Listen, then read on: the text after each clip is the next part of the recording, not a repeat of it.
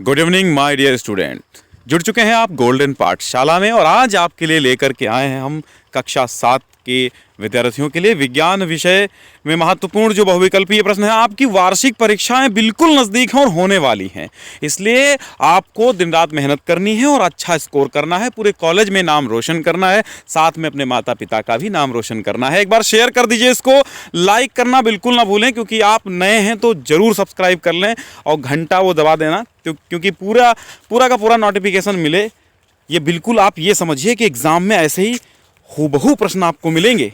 ठीक है, तो चलो पहला प्रश्न कर लेते हैं बहुविकल्पीय प्रश्नों में। पहला प्रश्न आपका है, हमने 30 तक करवा दिए थे, ये 31वां प्रश्न है, भोजन का पाचन पूर्ण हो जाता है। अब बताओ, भोजन खाते हो, पाचन कहाँ पर पूर्ण हो जाता है? आमाशय में, छोटी आंत में, बड़ी आंत में, मलाशय में, कहाँ पर पूर्ण होता है? तो इसका राइट आंसर क्या हो जाएगा? अरे यार कमेंट तो करो, इसका राइट आंसर क्या होगा? बी, यानी कि छोटी आंत। समझ गए? चलिए बढ़ते हैं नेक्स्ट क्वेश्चन पर। अगला प्रश्न हमारा है 32 नंबर, कहता है पौधे के जनन अंग हैं। जैसे आपके भी जनन अंग होते हैं, वैसे पौधे के भी जनन अंग होते हैं। वो अलग बात है कि उनके प्रारूप अलग होते हैं, उनको देखने में उनके अंग अलग होते हैं, लेकिन होते हैं। तो पौधे के जनन अंग कौन से हैं? जड़ है, तना है, पत्ती है, फूल है, क्या है? फूल है। ठीक है, तो पौधे का जनन अंग क्या होता है? फूल होता है, क्योंकि आप जानते हैं ना, फूल से ही क्या बनता है? फल बनता है, फल में ही बीज आते हैं। तो एक प्रकार से हम कह सकते हैं कि पौधे का जो जनन अंग है वो आपका फूल है। चलते हैं अगले प्रश्न पर। आपने ये भी सही कर लिया होगा, आप जो है ब्रिलियंट स्टूडेंट हैं, कोई दिक्कत नहीं है, ये सोचिए ही नहीं कि मैं नहीं कर पाऊंगा। कृंतक दांत का कार्य क्या होता है? कृंतक दांत का कार्य क्या होता है? यानी कार्य क्या है? फाइने का, काटने का, पीसने का, चबाने का। अच्छा, फाड़ने का ना, फाइने नहीं है बल्कि फाड़ने का। ये फाड़ने का काम है, काटने का है, पीसने का है, चबाने का है। यानी आप समझ रहे हैं कि जो कृंतक होता है, कृंतक का काम होता है काटने का। कृंतक से ही मान लीजिए आप, का से समझ लो, ऐसे का से याद कर लो, कृंतक काटना, कृंतक काटना, तो काटने का काम होता है दांत का काम। ठीक है, चलो। कॉकरोच में श्वसन होता है, फेफड़ों द्वारा होता है। आप भी श्वसन करते हैं, पौधे भी श्वसन करते हैं, तो कॉकरोच भी श्वसन करते हैं। फेफड़ों द्वारा होता है, श्वास रंध्रों द्वारा होता है, गिल्स द्वारा होता है, त्वचा द्वारा होता है। तो श्वास रंध्रों द्वारा होता है कॉकरोच में श्वसन। ठीक है, और हाँ, एक और इंटरेस्टिंग फैक्ट है कि भाई कॉकरोच के खून कैसा पाया जाता है? कमेंट बॉक्स में लिखिए। कॉकरोच का खून लाल होता है, पीला होता है, सफ़ेद होता है, हरा होता है, कैसा होता है? कमेंट में बताइए आप। बहुत इंटरेस्टिंग फैक्ट है। और ये 35वां प्रश्न आपका है आपकी स्क्रीन पर कि श्वासोच्छ्वास में किसकी भूमिका नहीं होती है? नहीं होती है क्या?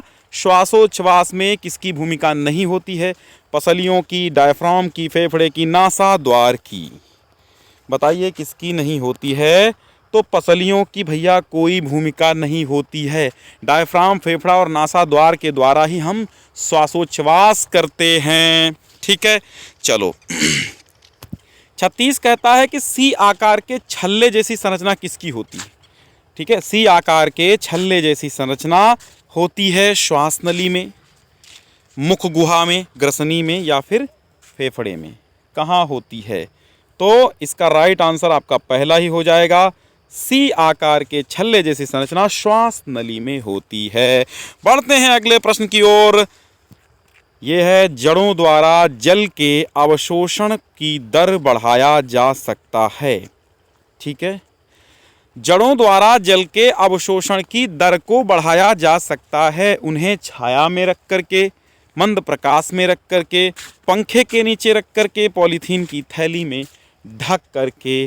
तो पंखे के नीचे आप अगर रखेंगे तो क्या हो जाएगा? जड़ों द्वारा जल के अवशोषण की दर बढ़ जाएगी।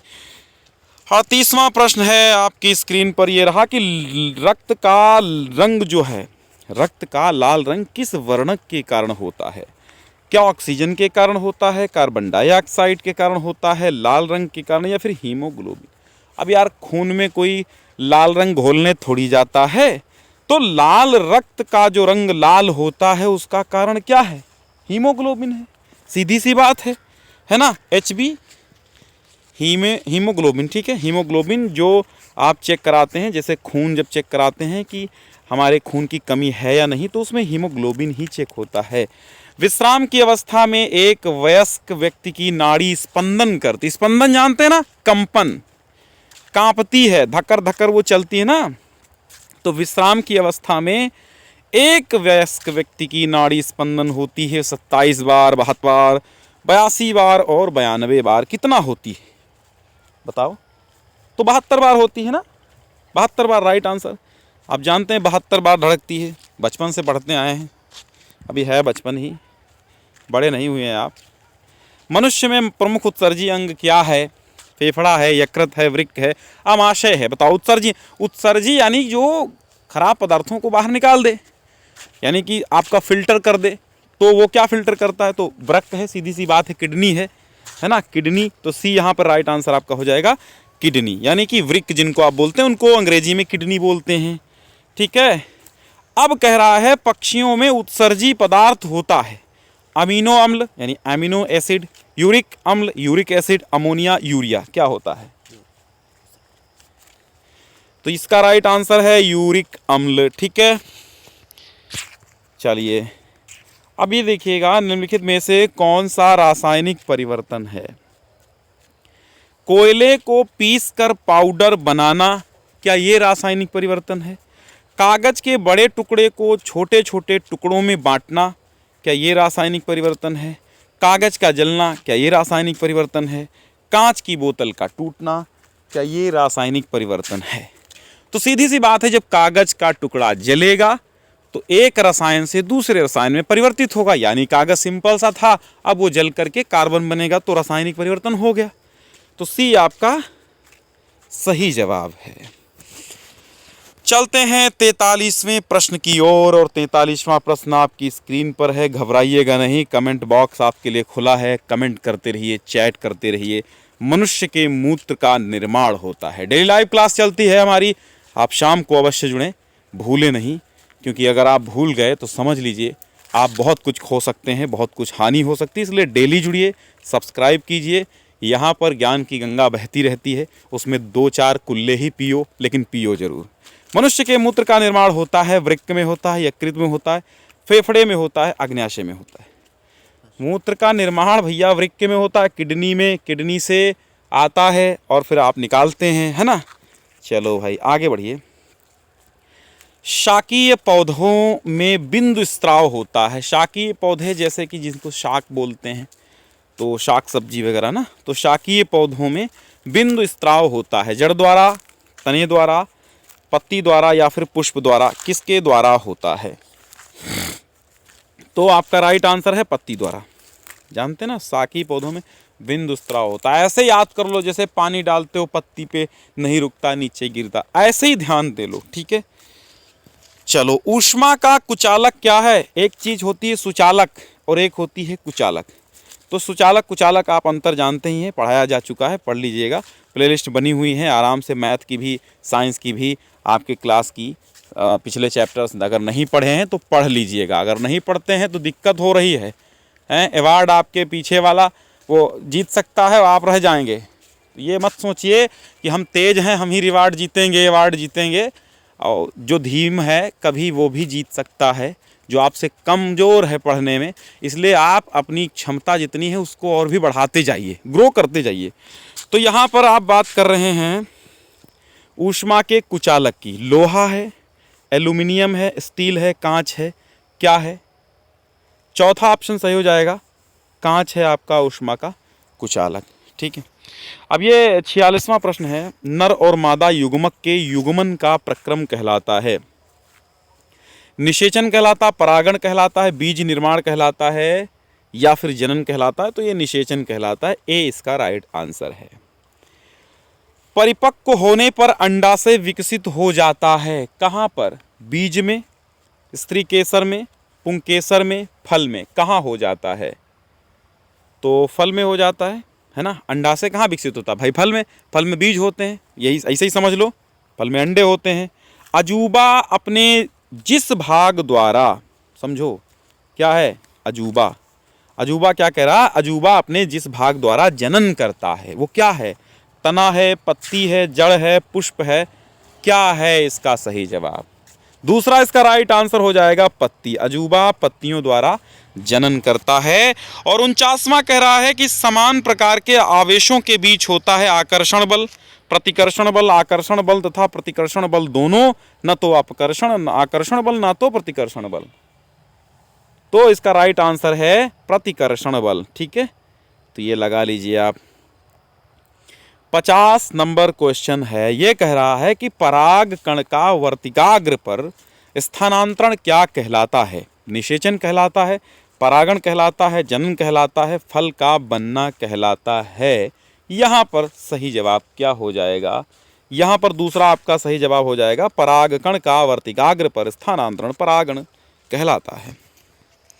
साइट्रस नींबू जाति फलों में, जो नींबू जाति खट्टे फल होते हैं, प्रचुर मात्रा में विटामिन ए पाया जाता है, बी पाया जाता है, सी पाया जाता है या फिर डी पाया जाता है। कौन सा पाया जाता है? तो विटामिन सी पाया जाता है। यहाँ पे राइट आंसर है। देखो खट्टे पदार्थ जितने भी हैं, खट्टे फलों में विटामिन सी मिलता है। वो चाहे नींबू ले लो, चाहे आप अपना संतरा ले लो, है ना। ऐसे जो खट्टे पदार्थ नींबू जातीय हैं तो विटामिन सी पाया जाता है। विटामिन सी में एस्कॉर्बिक एसिड होता है, उसका रासायनिक नाम। और मलेरिया की दवा किस पौधे से प्राप्त होती है? तो ये याद रखो, ऑप्शन पढ़ने की ज़रूरत नहीं है। जैसे मलेरिया आए सिनकोना लगा दो, बिल्कुल बी आपका सही जवाब है। कुछ ना पढ़ो। नीम कुछ लोग टिक कर रहे होंगे लेकिन वो गलत है। मलेरिया की दवा सिनकोना नाम के पौधे से मिलती है, प्राप्त होती है। याद रखिएगा। जल की स्थायी कठोरता किसके कारण होती है? Calcium bicarbonate, magnesium bicarbonate, calcium या मैग्नीशियम के सल्फेट और क्लोराइड, या फिर सभी गलत हैं यहाँ पर। तो आपका राइट आंसर तीसरा हो जाएगा। लंबा ऑप्शन देख के ही ठीक कर देना यार। लंबा ऑप्शन लिखने की फुर्सत किसे है? जब वो सही होता तभी लिखा जाता है ना। अरे ढंग से याद कर लेना, हमारी बात पे मत जाओ। ठीक है, चलो ठीक है। सी यहाँ पर सही हो गया। अब बढ़ते हैं। 54वां क्वेश्चन कह रहा है इनपुट डिवाइस। देखो कंप्यूटर की दुनिया में इनपुट और आउटपुट डिवाइसेस हमेशा याद रखना। आगे आप जब ट्रिपल सी की एग्ज़ाम देंगे या किसी भी कंप्यूटर एग्ज़ाम को आपको देना है, और कंप्यूटर ज़रूर सीखिएगा, क्योंकि आज के युग में कंप्यूटर रामबाण सिद्ध हो रहा है। अगर आपको कंप्यूटर नहीं आता है तो समझ लो आपको आधी चीज़ें नहीं आती हैं। इसलिए कंप्यूटर शिक्षा जरूर प्राप्त करना। आप किसी भी साइड से पढ़ रहे हो, किसी भी कॉलेज में पढ़ रहे हो, किसी भी स्कूल में पढ़ रहे हो, कंप्यूटर शिक्षा आज के युग में अमृत के समान है। समझ लो उसको। एक दो ज़्यादा ना पी पाओ तो एक दो लोटा ही पी लो, ये ज़रूरी है। तो इनपुट डिवाइसेस क्या होती हैं? मॉनिटर है, प्रिंटर है, कीबोर्ड है, प्रोजेक्टर है। इनपुट का मतलब होता है जो चीज़ हम बाहर से कंप्यूटर में डालते हैं वो जाए, और आउटपुट अर्थात जो हमें बाहर की तरफ कंप्यूटर अपने अंदर से भेजता है, ऐसा ही कुछ समझिए। ठीक है, तो मॉनिटर क्या है, प्रिंटर क्या है, कीबोर्ड क्या है? कीबोर्ड जो है वो इनपुट है। अब आप देखो, कीबोर्ड इनपुट है। कैसे? जब हम टाइपिंग करते हैं तो कहाँ जाता है? अंदर जाती है ना टाइपिंग, या बाहर तो निकल के आती नहीं है। और बाकी मॉनिटर है, मॉनिटर आउटपुट देता है, यानी कि आप मॉनिटर पर सब कुछ देख सकते हैं तो आउटपुट दे रहा है। प्रिंटर भी आउटपुट देता है, बाहर निकाल के रख देता है। आउट माने बाहर करना, पुट माने रख देना, ऐसे ही कुछ याद कर लो। तो जो आउटपुट होता है वो चीज़ें बाहर देता है आपको, हार्डवेयर के रूप में, कभी कभी सॉफ्टवेयर के रूप में, यानी कभी कभी फंक्शन के रूप में, या कभी कभी आपको हाथ में लेने वाली ऐसी चीज़ों के रूप में, जैसे प्रिंट, फोटोज़ वगैरह। प्रोजेक्टर भी आपको क्या करता है? स्क्रीन बाहर की तरफ आपको चित्र दिखाता है, तो ये भी आउटपुट हो गया। तो इनपुट क्या है? अगर माउस की बात करें तो माउस भी आपको इनपुट डिवाइस हो जाएगी। कीबोर्ड भी आपकी इनपुट डिवाइस है। ठीक है, चलो 55वां जो है, रेशा प्रदान करने वाला पौधा नहीं है। यहाँ पे नहीं, देखो ये एक बात है, ये नहीं जो है यही बिल्कुल विष के समान काम करता है, तो नहीं ध्यान देना। रेशा प्रदान करने वाला पौधा नहीं है तो नीम ही यहाँ पर पहला ऑप्शन है, यही तो राइट हो जाएगा ना। कपास, जूट, नारियल ये सब रेशा देते हैं, है ना। नीम में रेशा कहाँ होता है? ठीक है, ए सही है इसका। सबसे अधिक यानी सर्वाधिक प्रोटीन कहाँ पाया जाता है? अनाजों में, दालों में, फलों में, सब्जियों में कहाँ पाया जाता है सर्वाधिक प्रोटीन? कहाँ पाया जाता है? दालों में पाया जाता है। ठीक है, सर्वाधिक प्रोटीन। दाल खूब पियो, अरहर की दाल, उड़द की दाल, मूंग की दाल, मसूर की दाल, न जाने कौन कौन सी दाल आती हैं, सभी दाल डाल लो अपने अंदर। प्रोटीन भरपूर मात्रा में। चलिए, राइजोपस क्या है? ये राइजोपस क्या है भैया? कवक है, जीवाणु है, विषाणु है, सब है।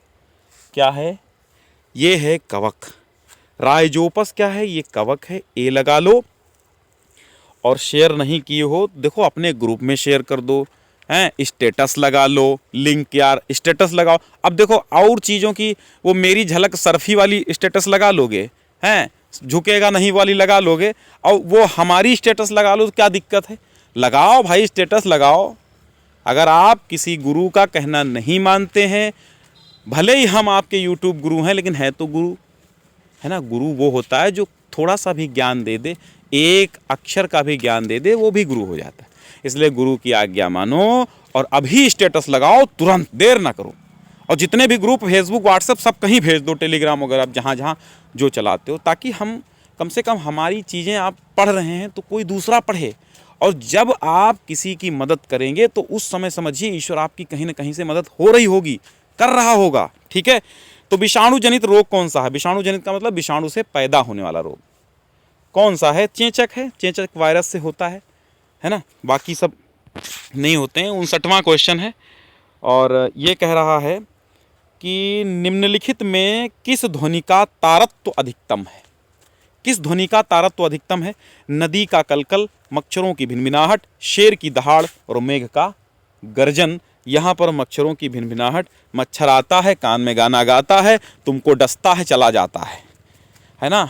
एक रिसर्च के मुताबिक दुनिया में हर वर्ष कम से कम 10 लाख लोग मच्छर के काटने से मरते हैं। टॉप पे ये जो मच्छर है ना, ये टॉप पे है मारने में आदमियों को, सबसे खतरनाक है। इतना खतरनाक तो सांप भी नहीं है ना। तो मच्छर बहुत, उनसे बचिए, मच्छरदानी लगाइए।